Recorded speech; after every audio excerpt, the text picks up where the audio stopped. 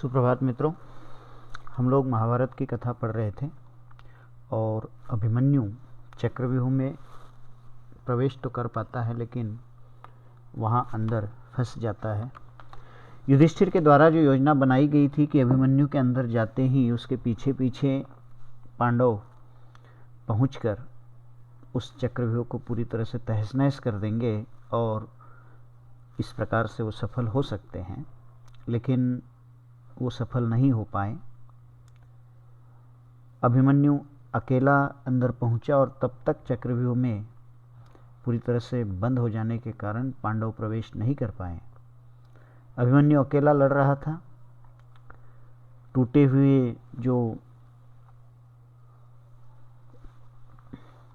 टूटा हुआ पहिया उसके हाथ में था, रथ का टूटा हुआ पहिया, उसको उठाकर भी वो लड़ रहा था। अंत में घायल होकर वो गिर पड़ा। अंत में अभिमन्यु की लड़ाई दुशासन के पुत्र के साथ हो रही थी। दिन भर के लड़ते हुए घायल हो जाने के कारण अभिमन्यु अंत में गिर पड़ता है। दुशासन का पुत्र थोड़ा पहले उठ जाता है। अभिमन्यु थका हुआ था, आप जानते हैं, और उसने उसके सिर पर जोर से प्रहार किया। अभिमन्यु की मृत्यु हो गई, उसके प्राण पखेर उड़ गए। संक्षप्तकों का संहार करने के बाद अर्जुन और कृष्ण जब शिविर की ओर लौटे तो अर्जुन ने श्री कृष्ण से कहा कि मेरा मन घबराया हुआ है, पता नहीं मुझे क्यों इस प्रकार का भ्रम हो रहा है कि कुछ अघटित हुआ है। सब भाई कुशल से तो होंगे। आज अभिमन्यु अपने भाइयों के साथ हंसता हुआ मेरा स्वागत करने के लिए नहीं आया। ऐसी ही बातें करते हुए वो शिविर के अंदर पहुंचे। किसी के कुछ कहने न कहने पर भी शिविर की स्थिति जब अर्जुन ने देखी तो वो समझ गए कि कुछ हुआ है। तब उनसे रहा नहीं गया और अंदर जो भी थे बुरी तरह से बिलखने लगे, रोने लगे। कृष्ण की बातें सुनकर अर्जुन कुछ शांत हुए। श्री कृष्ण ने अर्जुन के इस वीर पुत्र के मृत्यु की सारी बात जाननी चाहिए। उसके पूछने पर, अर्जुन के पूछने पर युधिष्ठिर ने कहा कि मैंने ही अभिमन्यु से कहा था कि चक्रव्यूह को तोड़कर प्रवेश करो, हमारे लिए रास्ता बना दो, हम तुम्हारा अनुकरण करते हुए तुम्हारे पीछे पीछे चलते हुए व्यूह में प्रवेश कर लेंगे। और मेरी इस बात को मानकर वीर अभिमन्यु इस अभेद चक्रव्यूह को तोड़कर अंदर घुस तो गया, हम भी उसी के पीछे पीछे चले। हम अंदर घुसने ही वाले थे कि पापी जयद्रथ ने हमें रोक लिया। जयद्रथ ने उस व्यूह को फिर से बना लिया था, हम जानते हैं, कहानी हमने पढ़ ली। और उसके बाद फिर पांडवों को किसी प्रकार से जाने का मौका नहीं मिला।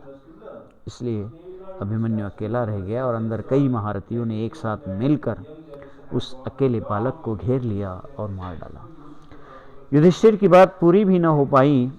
अर्जुन ने आर्त स्वर में कहा कि हाँ बेटा, कहकर मूर्छित होकर गिर पड़े।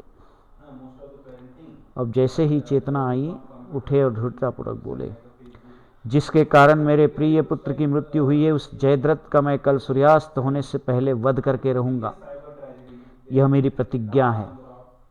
यह कहकर अर्जुन ने अपने गांडीव धनुष पर जोर से टंकार दी। सिंधु देश का प्रसिद्ध राजा जयद्रथ को जब अर्जुन की प्रतिज्ञा का हाल मालूम हुआ तो दुर्योधन के पास पहुंचे। कहा कि मुझे युद्ध की चाह नहीं है, मुझे नहीं करना है युद्ध, मैं अपने देश चला जाना चाहता हूँ। इस बात पर दुर्योधन ने उनका धीरज बंधाते हुए कहा कि सैंधव यानी सिंधु देश के राजा था, इसलिए उनको सैंधव संबोधित कहते, आप भयभीत ना हो, मेरी सारी सेना आपकी रक्षा के लिए नियुक्त की जाएगी, आप निशंक रहे। दुर्योधन इस प्रकार जब आग्रह करते हैं तो जयद्रथ उनकी बात मान लेते हैं। सवेरा हुआ। शस्त्रधारियों में सर्वश्रेष्ठ आचार्य द्रोण जो उनके सेनापति थे, उन्होंने सेना की व्यवस्था करने में ध्यान दिया। युद्ध के मैदान से बाहर 12 मील की दूरी पर जयद्रथ को अपनी सेना और रक्षकों के साथ रखा गया था। जयद्रथ की रक्षा के लिए देखिए कितने सारे वीर थे। भूरिश्रवा थे, कर्ण, अश्वत्थामा, शल्य, ऋषसेन आदि महारथी सुसज्जित होकर जयद्रथ की रक्षा के लिए तैयार थे।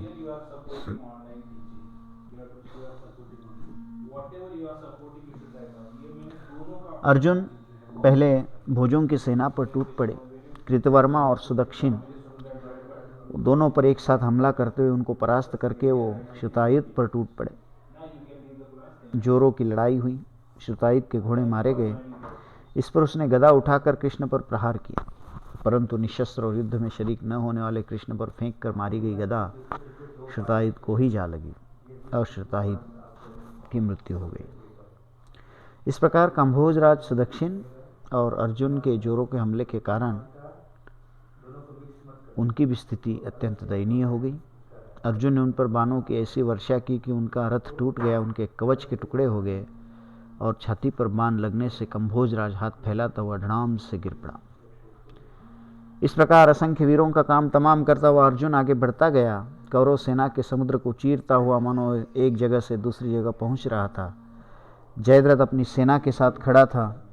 अर्जुन जयद्रथ की रथ की ओर जा रहे थे। उनकी ओर जाते हुए दुर्योधन चिंतित दिख रहा था। जयद्रथ की ओर जाने वाले अर्जुन को देखकर दुर्योधन की चिंता में वृद्धि हुई थी। जयद्रथ की रक्षा के लिए जो वीर थे नियुक्त, उन्होंने जब इस बात को सुना कि अर्जुन इधर आ रहे हैं तो पल भर के लिए वो भी दहल गए। भृश्रवा, कर्ण, ऋषसेन, शल्य, अश्वत्थामा, जयद्रथ ये सारे 8 महारथी अर्जुन का मुकाबला करने के लिए तत्पर हो उठे। और इस प्रकार अभिमन्यु की मृत्यु के पश्चात जयद्रथ वध की प्रतिज्ञा करते हुए और अलग अलग वीरों से लड़ते हुए अर्जुन अब जयद्रथ तक पहुँचते हैं। तो यहाँ पर ये